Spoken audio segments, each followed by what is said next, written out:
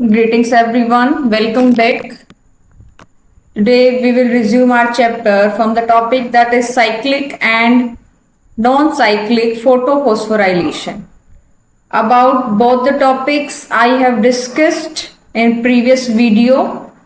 So today we just read out the theory part and you will understand about the topic.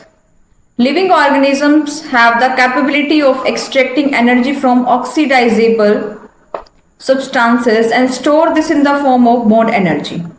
Living organism के अंदर capability होती है कि oxidisable substances जिसकी oxidation हो सके उन सब्सटेंसेस से क्या ले लेते हैं बेटा, एनर्जी ले लेते हैं और इनको स्टोर करते हैं in the form of bond energy. Clear? Special substances like ATP carry this energy in their chemical bonds.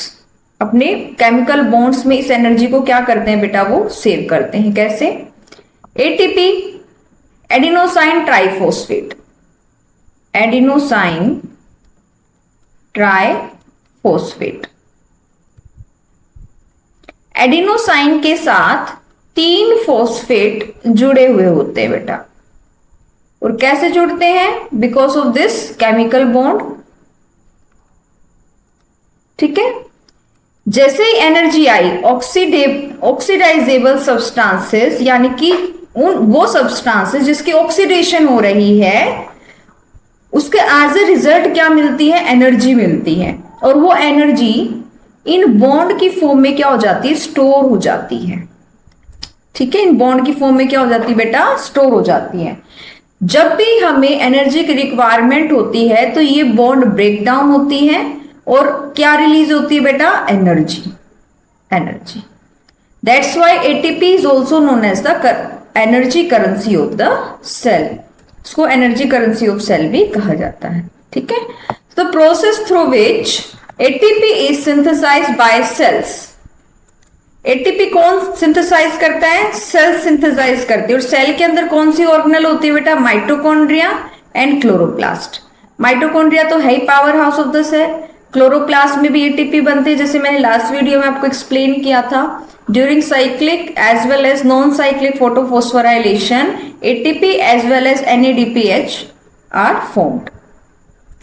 तो जब एटीपी किसी सेल के अंदर बनती है उसको बोलते हैं फोस्फोराइलेशन. क्या बोलते हैं बेटा? फोस्फोराइलेशन.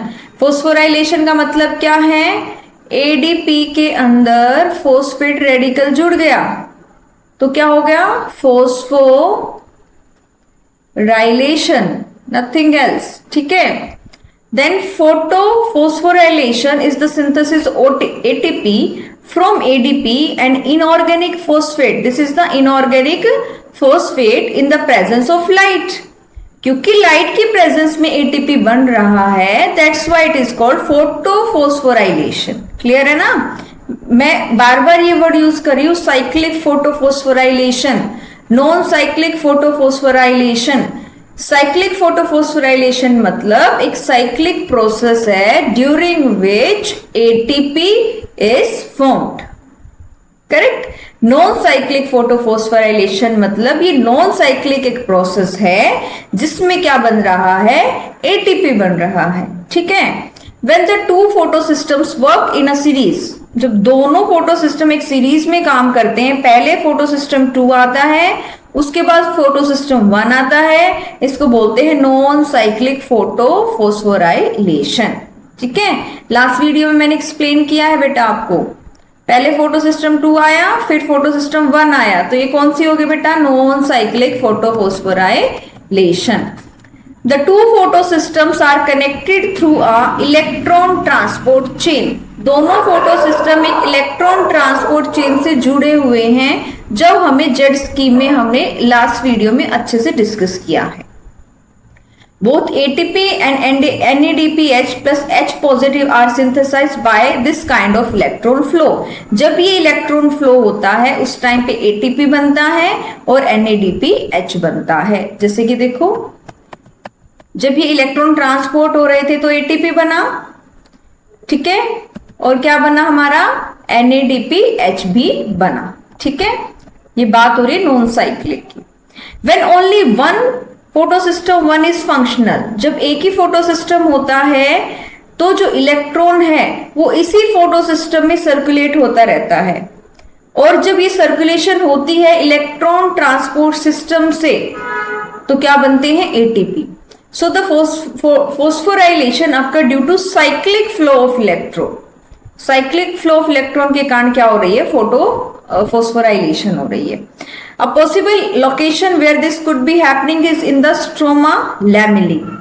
तो बेटा जो साइक्लिक है, मैंने आपको बताया था लास्ट वीडियो में भी, जो साइक्लिक फोटोफोस्फोराइलेशन वो कहाँ होती है, स्ट्रोमा लैमेली के अंदर। while the membrane or lamellae of the grana have both photosystem 1 and photosystem 2। ठीक है, ग्रेना की लैमेली हो चाहे मेम्ब्रेन हो, तो ग्रेना किससे मिलकर बनता है, थाइलाकॉइड से। तो थाइलाकॉइड की मेम्ब्रेन में दोनों होते हैं बेटा, photosystem 1 as well as photosystem 2, दोनों होते हैं बेटा। ठीक है, जैसे मान लो फोटोसिस्टम 1 यहां हो गया और यहां हो गया बेटा, मान लो यहां फोटोसिस्टम 2 है तो यहां हो जाएगा फोटोसिस्टम 1। ठीक है, थोड़ा सा बड़ा बनाती हूं, ये हम आगे पढ़ेंगे नेक्स्ट टॉपिक में। यहां अगर फोटोसिस्टम 2 है तो यहां क्या है, फोटोसिस्टम 1 है। तो यहां कहां होता है बेटा, ये थाइलाकॉइड में होता है। Stroma lamellae consist the stroma lamellae membranes lacks photosystem 2 as well as NADP reductase enzyme। NADP reductase enzyme, इस एंजाइम के बारे में मैं नेक्स्ट टॉपिक में आपको अच्छे से बताऊंगी। तो बात ये हो रही है कि थाइलाकॉइड की मेम्ब्रेन पे फोटोसिस्टम 2 भी होता है, फोटोसिस्टम 1 भी होता है, लेकिन स्ट्रोमा लैमेली की जब हम बात करते हैं, जहां पर क्या होती है, साइक्लिक प्रोसेस होती है, उसमें सिर्फ क्या होता है बेटा, फोटोसिस्टम 1 इन्वॉल्व होता है, फोटोसिस्टम 2 उसमें नहीं होता, और ना ही NADP रिडक्टेज एंजाइम होता है। अब ये एंजाइम क्या है, समझो NADP। अब NADP पॉजिटिव हमारे पास था, ठीक है, इसको रिड्यूस करना है, यानी कि इसमें हाइड्रोजन ऐड करना है और क्या बना देना है, NADPH। इसके लिए एक एंजाइम की रिक्वायरमेंट होती है, जो ये करवाता है उसको बोलते हैं NADP रिडक्टेज एंजाइम, क्योंकि रिडक्शन हो रही है तो reductase enzyme. The excited electron does not pass on to the NADP positive but is cyclic back to the photosystem 1 complex through the electron transport chain. तो साइक्लिक में सीधा क्या हो रहा है, देखो बेटा, प्राइमरी इलेक्ट्रॉन आया, इलेक्ट्रॉन ट्रांसपोर्ट सिस्टम से क्रॉस किया और दोबारा से कहां आ गया, फोटोसिस्टम 1 में आ गया। तो कहीं भी ये इलेक्ट्रॉन्स किसने नहीं लिए, NADP पॉजिटिव ने नहीं लिए हैं। So the cyclic flow hence results only in the synthesis of ATP। इसलिए साइक्लिक वाली प्रोसेस में सिर्फ ATP बनता है, NADPH नहीं बनता, क्योंकि NADP reductase enzyme is not present. ठीक है, cyclic photophosphorylation also occur when only light of wavelength beyond 680 nanometre are available, क्योंकि उसके पास फोटोसिस्टम होता ही कौन सा है, 700।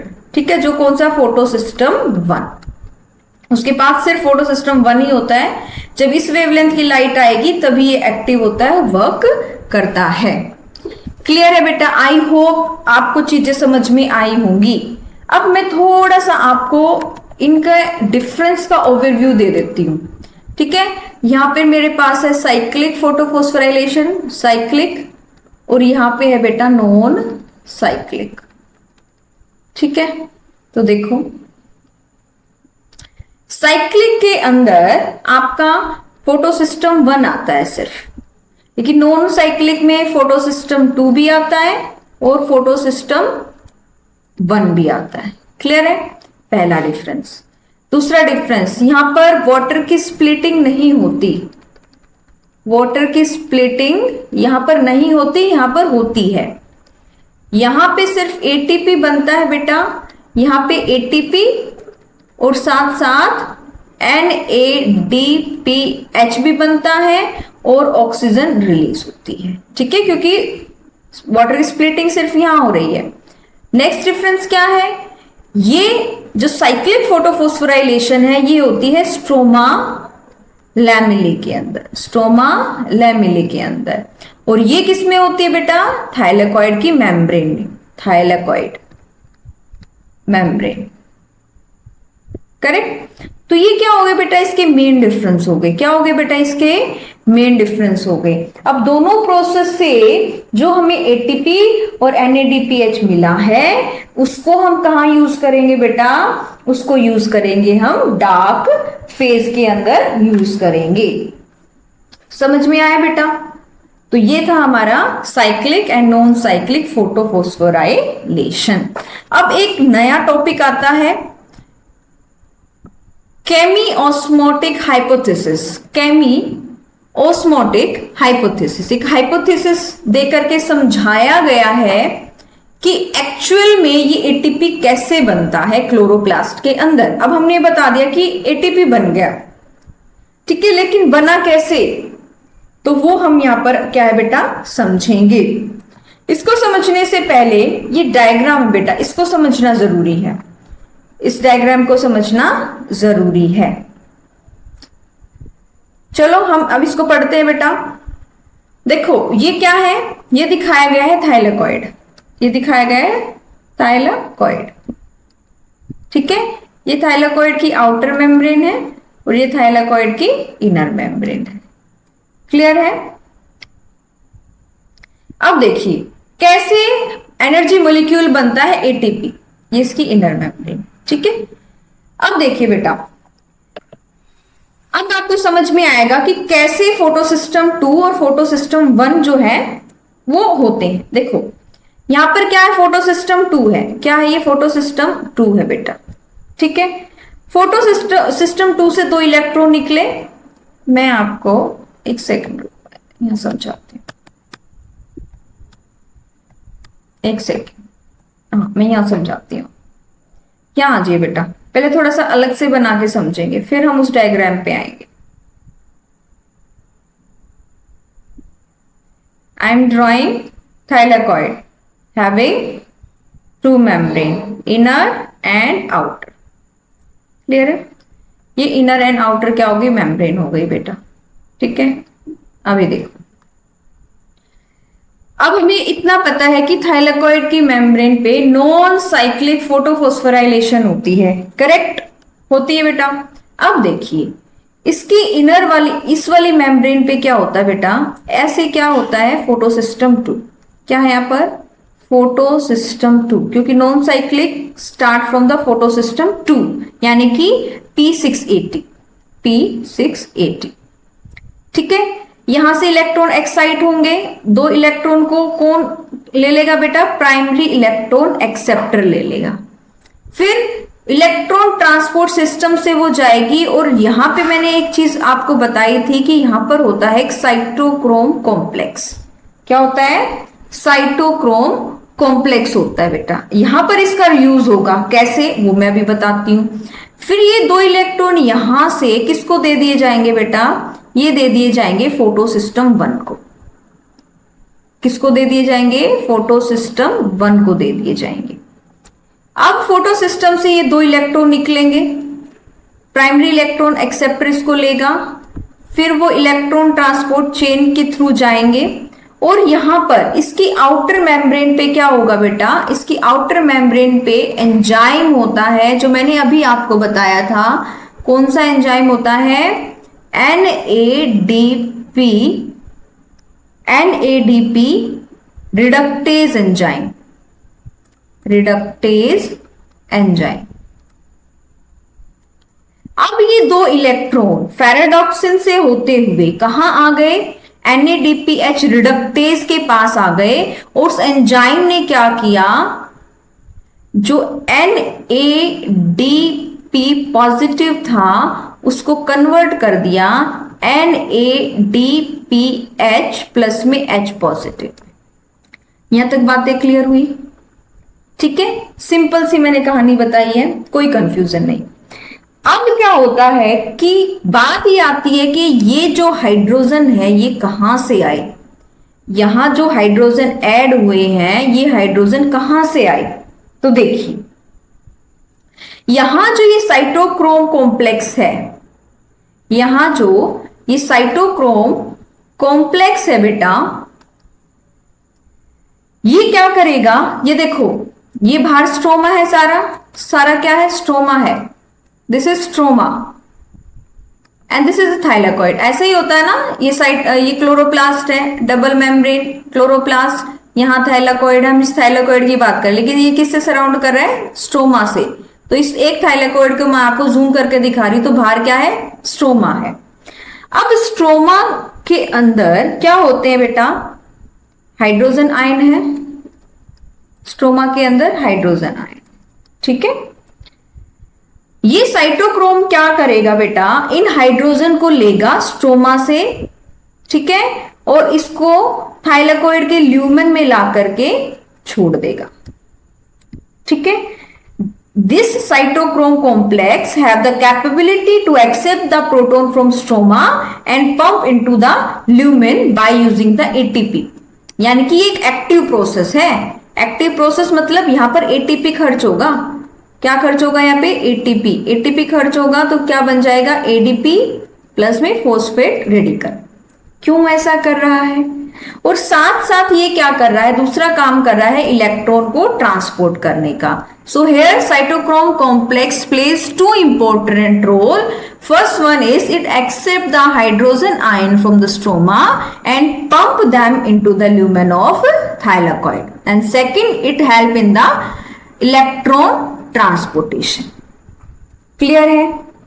अब हाइड्रोजन क्या आ गए बेटा, ल्यूमेन के अंदर आ गए, ठीक है। हाइड्रोजन कहां से आ गए, ल्यूमेन में आ गए। अब साथ ही साथ यहां पे एक प्रोसेस और चल रही है, that is the water splitting. Water split हो रहा है, 2 हाइड्रोजन आयन प्लस में 2 इलेक्ट्रॉन एंड प्लस में ऑक्सीजन, ठीक है। अगर मैं 2 वाटर मॉलिक्यूल लूं तो 4 हाइड्रोजन निकलेंगे, 2 इलेक्ट्रॉन निकलेंगे और 1 ऑक्सीजन मॉलिक्यूल निकलेगा। अब इस वाटर स्प्लिटिंग से भी क्या हो रहे हैं, ल्यूमेन में हाइड्रोजन आयन ऐड हो रहे हैं। तो क्या होता है, ल्यूमेन के अंदर, इस ल्यूमेन बोलते हैं खाली जगह को, इस ल्यूमेन के अंदर जो हाइड्रोजन आयन की कंसंट्रेशन होती है वो क्या हो जाती है बेटा, इंक्रीज हो जाती है। और स्ट्रोमा के अंदर जो हाइड्रोजन आयन की कंसंट्रेशन है वो क्या हो जाती है, डिक्रीज हो जाती है। करेक्ट, समझ में आया। तो ये हाइड्रोजन आयन ल्यूमेन में कहां से आए, वाटर स्प्लिटिंग से भी हाइड्रोजन आयन ल्यूमेन के अंदर आए हैं, और साइटोक्रोम भी एक्टिवली हाइड्रोजन आयन को स्ट्रोमा से ल्यूमेन में पंप कर रहा है। तो क्या बन गया, एक कंसंट्रेशन ग्रेडियंट बन गया हाइड्रोजन आयन का, कि स्ट्रोमा में कम है और ल्यूमेन में ज्यादा है। तो यहां पे क्या बन गया, एक कंसंट्रेशन ग्रेडियंट बन गया, ठीक है। कंसंट्रेशन ग्रेडियंट ये कहता है कि ये जो हाइड्रोजन आयन है they will move from their high concentration to low concentration. High concentration to low concentration में जाएंगे तो वो ल्यूमेन से कहां जाएंगे बेटा, वो जाएंगे स्ट्रोमा के अंदर। अब आप कहोगे कि जब उनको स्ट्रोमा में भेजना ही था तो ये स्ट्रोमा में से वापस क्यों लेकर आए, क्यों लेकर आए, क्योंकि एक कंसंट्रेशन ग्रेडियंट बनाना था। और यहां पर एक बहुत ही इंपॉर्टेंट प्रोसेस होने वाली है, यहां पे क्या होने वाली है, एक बहुत इंपॉर्टेंट प्रोसेस होने वाली है। क्योंकि केमियोस्मोटिक हाइपोथेसिस का मतलब ही क्या होता है कि एटीपी कैसे बन रहा है, लेकिन अभी तक तो एटीपी बना नहीं है, लेकिन अब बनेगा। ध्यान से देखना बेटा कि कैसे यहां पर एटीपी बनेगा। क्लियर है। अब ल्यूमेन के अंदर हाइड्रोजन आयन की कंसेंट्रेशन ज्यादा है और स्ट्रोमा के अंदर कम है। अब क्या होगा कि जो थाइलाकॉइड की मेम्ब्रेन होती है उसमें एक एंजाइम होता है जिसको बोलते हैं एटीपी सिंथेटेज। एटीपी सिंथेटेज, ठीक है। कैसे, इसके 2 पार्ट होते हैं। एक पार्ट तो मेम्ब्रेन के अंदर एम्बेडेड होता है और एक पार्ट जो होता है वो मेम्ब्रेन से बाहर होता है। मेम्ब्रेन के जो अंदर एम्बेडेड पार्ट है इसको बोलते हैं F0 या F0 particle. Clear. This is the integral protein. क्या है बेटा? ये इंटीग्रल प्रोटीन है जो मेम्ब्रेन के अंदर है। ठीक है, एक भार है जिसको हम बोलेंगे बेटा F1 पार्टिकल, जो मेम्ब्रेन के बाहर है, तो इसको मैं क्या कहूंगी? एक्सट्रिंसिक प्रोटीन या एक्सटर्नल प्रोटीन। और ये जो F1 है, जो एक्सटर्नल प्रोटीन है, ये ही किसकी तरह काम करता है? ATPase की तरह काम करता है। और हमेशा याद रखना ATPase क्या होता है बेटा? ATPase जो ATP की फॉर्मेशन कराता है। ठीक है, समझ में आया? इसके दो पार्ट होते हैं एटीपी सिंथेटेज के, F0 और F1। F0 मेम्ब्रेन के अंदर एम्बेडेड होता है और F1 एम्बेडेड नहीं होता। That's why it is called the integral and this is called the external protein. ठीक है, अब एक कंसंट्रेशन ग्रेडियंट बना था, तो ये हाइड्रोजन आयन है, ये क्या है? बाहर की तरफ मूव करेंगे। मूव करेंगे कौन सी प्रोसेस से करेंगे? डिफ्यूजन। डिफ्यूजन क्या होता है? जब मॉलिक्यूल पार्टिकल अपनी हाई कंसंट्रेशन से लो कंसंट्रेशन में मूव करते हैं, उस प्रोसेस को बोलते हैं डिफ्यूजन। क्लियर है ना? अब ये जो F0 F1 जो एटीपी सिंथेटेज है, ये एक चैनल की तरह काम करता है, एक पाथवे की तरह काम करता है, जहां से हाइड्रोजन आयन मूव करेंगे। अब जैसे ही हाइड्रोजन आयन इसमें से मूव करेंगे बेटा, तब क्या होगी? यहाँ पे एटीपी की सिंथेसिस हो जाती है, क्योंकि ये एटीपीएज है F1। देखो कैसे होगा? ये F0 है, ये F1 है। जैसे ही हाइड्रोजन यहां से मूव करेंगे कंसंट्रेशन ग्रेडियंट से, और यहां क्या बनता रहेगा? एटीपी बनता रहेगा। किससे? एडीपी प्लस फॉस्फेट रेडिकल से। तो यही थ्योरी आपको समझाने की कोशिश करती है कि कैसे एटीपी बन रहा है। So this is the only process. Clear है? अब हम थ्योरी पार्ट पे आएंगे। अब यहां पे एक चीज और मुझे बतानी है आपको कि यहां पर वाटर की स्प्लिटिंग हुई थी। वाटर की स्प्लिटिंग हुई, हाइड्रोजन आयन यहां यूज हो गए, 2 इलेक्ट्रॉन इनको रिप्लेस करने में यूज हो गए, ऑक्सीजन बचा था, उसका क्या होगा? वो ऑक्सीजन क्या आ जाएगी बेटा? बाहर आ जाएगी। कहां आ जाएगी? स्ट्रोमा के अंदर। ठीक है, क्योंकि इसको तो बाहर जाना है थ्रू स्टोमेटा। तो मैंने तीनों का रोल बता दिया कि वाटर के जब स्प्लिटिंग होती है, जो हाइड्रोजन आयन बनते हैं, वो एक कंसंट्रेशन ग्रेडियंट बनाने में हेल्प करता है, 2 इलेक्ट्रॉन इन इलेक्ट्रॉन को रिप्लेस करता है, और ऑक्सीजन जो होती है वो इससे बाहर आ जाती है और कहां जाती है बेटा? स्ट्रोमा के अंदर आ जाती है। So this is the process. अब इस डायग्राम पे आते हैं। देखो, ये वही फोटो सिस्टम 2 है, लाइट आ रही है, इलेक्ट्रॉन क्या कर रहे हैं? यहां आ रहे हैं, और इस इलेक्ट्रॉन ट्रांसपोर्ट सिस्टम से चल रहा है। फिर कौन सा सिस्टम आया? साइटोक्रोम। मैंने वही आपको बताया, साइटोक्रोम करेगा क्या? करेगा, बाहर से हाइड्रोजन लेगा और अंदर की तरफ मूव करवाएगा। देखो आया और अंदर की तरफ मूव कर गया। ठीक है, फिर फोटो सिस्टम 2 के पास गया, फिर वहां पे क्या होता है? एंजाइम होता है जो NADP पॉजिटिव को NADPH में कन्वर्ट कर देता है। ये हाइड्रोजन कहां से आते हैं बेटा? जो स्ट्रोमा के अंदर प्रेजेंट है। ठीक है, अब स्ट्रोमा से हाइड्रोजन आयन आ गए, वाटर की स्प्लिटिंग से हाइड्रोजन आयन आ गए, जिससे कि इनका कंसंट्रेशन ग्रेडियंट बढ़ गया। ठीक है, जब ये एटीपी सिंथेस, देखो एटीपी सिंथेटेज लिखा हुआ है, यहां से जब मूव करते हैं बाहर की तरफ, तो एडीपी से क्या बन जाता है? एटीपी बन जाता है, जब उसको एक फॉस्फेट रेडिकल मिलता है। दिस इज CF1 और this is CF0। F0 F1 particle बोलते हैं। ल्यूमेन में कंसंट्रेशन हाई हो जाती है। ठीक है, तो इस तरीके से सारी प्रोसेस होती है। समझ आया? अब हम थ्योरी पार्ट पे आते हैं बेटा। Chemiosmotic hypothesis. This is nothing else but this theory explains or describes how energy molecules ATP are produced during the photosynthesis. ठीक है, तो देखते हैं। Let us now try and understand how actually ATP is synthesized in the chloroplast. The chemiosmotic hypothesis has been put forward to explain the mechanism, like in respiration, in photosynthesis too, ATP synthesis is linked to development of a proton gradient across a membrane. वही चीज बोली गई है कि theory ये explain करती है कि कैसे प्रोटॉन का ग्रेडियंट बनता है अक्रॉस द थाइलाकॉइड मेम्ब्रेन। ठीक है, this time these are the membranes of thylakoid. Respiration के टाइम पे मेम्ब्रेन्स होती हैं माइटोकॉन्ड्रिया की, फोटोसिंथेसिस के टाइम पे मेम्ब्रेन होती है थाइलेकॉइड की। There is one difference though, here the proton accumulation is toward the inside of the membrane in the lumen. यहां पर क्या होता है कि थाइलेकॉइड के ल्यूमेन में कंसेंट्रेशन जो है हाइड्रोजन आयन का या फिर प्रोटॉन का क्या होता है, ज्यादा होता है। लेकिन जब आप रेस्पिरेशन पढ़ोगे तो प्रोटॉन का एक्यूमुलेशन जो है दो मेम्ब्रेन के बीच में जो स्पेस होता है that is inter membrane space, वहां पे ज्यादा होगा माइटोकॉन्ड्रिया के केस में। जब इलेक्ट्रॉन क्या करेंगे, मूव करेंगे through the electron transport chain. तो रेस्पिरेशन में आप अच्छे से समझ पाओगे कि क्या होता है electron transport system. Let us understand what causes the proton gradient across the membrane. समझते हैं कि ऐसा क्या होता है कि प्रोटॉन ग्रेडियंट बन जाता है across the membrane. We need to consider again the processes that takes place during the activation of electron and their transport to determine the steps that cause a proton gradient to develop. तो हमें दोबारा से उन processes को recall करना पड़ेगा जब electron क्या कर रहे थे, इलेक्ट्रॉन ट्रांसपोर्ट सिस्टम से मूव कर रहे थे।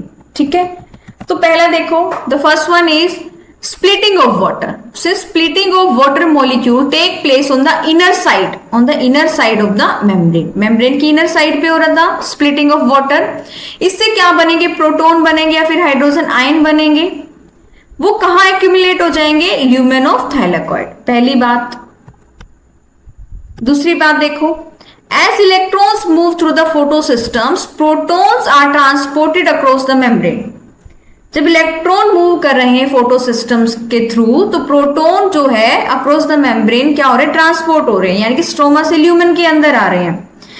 ये कैसे होता है, this happens because the primary acceptor of electron which is located toward the outer side of the membrane. ठीक है, प्राइमरी एक्सेप्टर यहां पर होता है, प्राइमरी इलेक्ट्रॉन एक्सेप्टर। जब प्राइमरी इलेक्ट्रो एक्सेप्टर इलेक्ट्रॉन को लेता है, ठीक है, it's electron not to an electron carrier but to an hydrogen carrier. तो ये इलेक्ट्रॉन कैरियर के साथ साथ क्या होता है, हाइड्रोजन कैरियर भी होता है। Hence this molecule removes a proton from stroma while transporting an electron. मैं सारा समझा चुकी हूं बेटा तुम्हें। When this molecule passes on its electron to electron carrier on inner side of the membrane, the proton is released into the inner side or lumen side of the membrane. ठीक है, जब इलेक्ट्रॉन पास हो रहे हैं एक electron carrier से दूसरे electron carrier पे, जब वो इनर साइड पे जब वो इलेक्ट्रॉन मूव करते हैं तो साथ साथ क्या है, उस ल्यूमेन में क्या ट्रांसपोर्ट हो जाता है, क्या पंप हो जाते हैं, प्रोटॉन भी पंप हो जाते हैं। नेक्स्ट आइए, NADP reductase enzyme stroma side पे होता है, यानी कि आउटर मेम्ब्रेन पे होता है।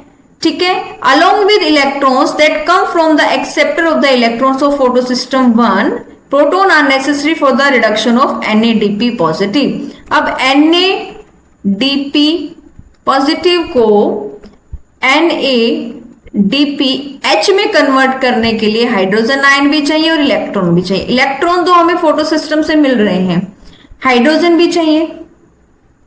तो ये हाइड्रोजन भी क्या है, स्ट्रोमा से रिमूव कर दिए जाते हैं, क्योंकि स्ट्रोमा के अंदर जो हाइड्रोजन है वो ये यूज करके NADPH बना रहा है।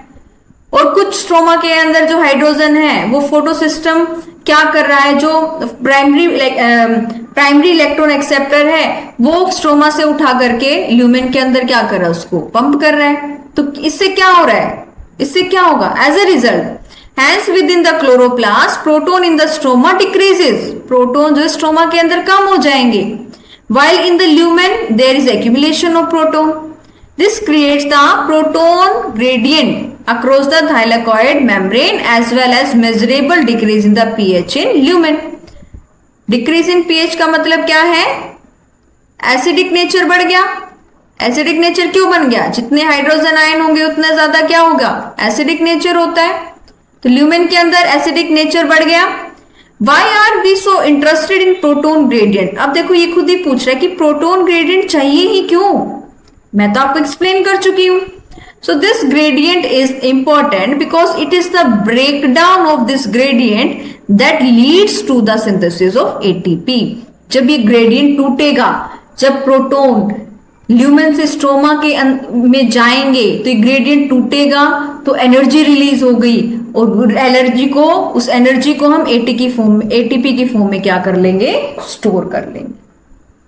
ठीक है, the gradient is broken down due to the movement of proton across the membrane to the stroma through the trans membrane channel, that is the CF nought of the ATP synthase. ATP synthase, ATP synthase, I think बेटा यहां पे आएगा synthase, synthetase नहीं, synthase, synthase. ठीक है, yes. ATP synthase enzyme consist of 2 part, इसमें 2 part होते हैं। पहला होता है CF note that is embedded in the thylakoid membrane and forms a trans membrane channel. Trans membrane मतलब मेम्ब्रेन के अंदर ही एक चैनल है जो कि अपने अंदर से पास होने देगा। That carries out the facilitated diffusion. Facilitated diffusion वो डिफ्यूजन होता है जिसके अंदर जो मेम्ब्रेन के प्रोटीन है पार्टिसिपेट करते हैं किसी भी मॉलिक्यूल आयन को मेम्ब्रेन के से पास थ्रू होने में। ठीक है, so that carry out the facilitated diffusion of proton across the membrane. Outer portion is called the CF1 and protrudes मतलब बाहर की तरफ होता है, outer surface पे होता है thylakoid membrane के, on the side faces the stroma.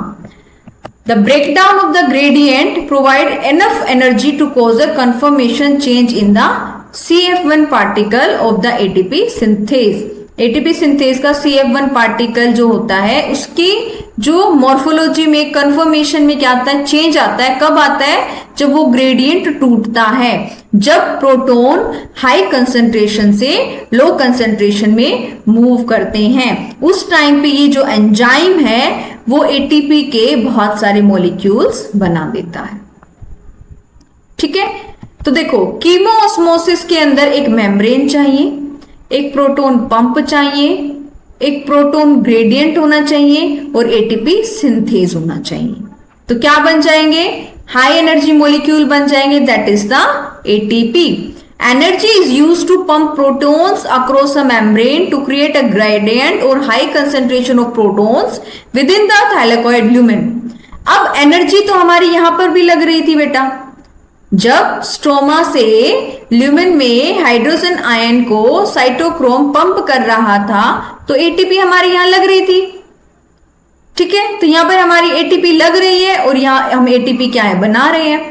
तो ATP synthase has a channel that allow diffusion of proton back across the membrane.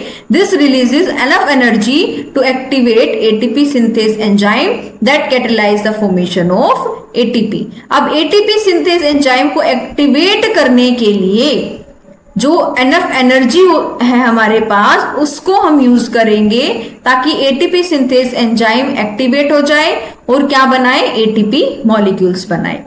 Along with NADPH produced by the movement of electrons, the ATP will be used immediately in the biosynthetic reaction. What is biosynthetic reaction? Nothing else but the dark phase.